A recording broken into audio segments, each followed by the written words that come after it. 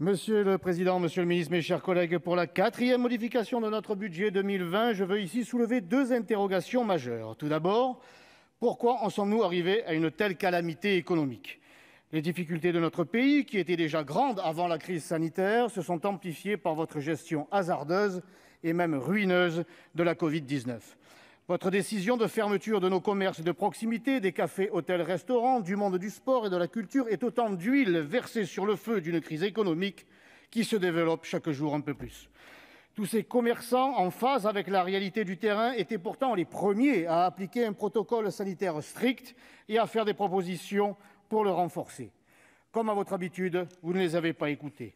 L'exécutif a décidé seul de ce qui est essentiel ou non essentiel, ce qui se traduit sur le terrain par des situations d'une stupidité sans nom et qui provoquent aujourd'hui des drames économiques en annonçant pour demain de véritables drames humains.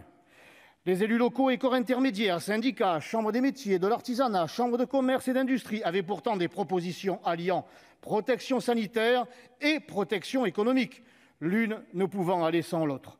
Plutôt que la concertation, vous avez préféré l'incarcération.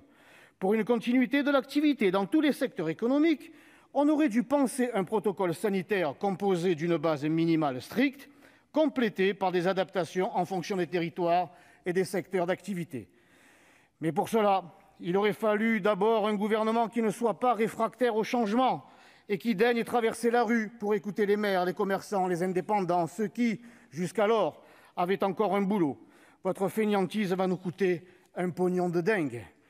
Lors du couvre-feu dans les Bouches-du-Rhône, fin septembre, nous avons essayé de vous alerter par tous les moyens sur le fait que vos mesures étaient administrativement trop compliquées, bêtement unilatérales et globalistes.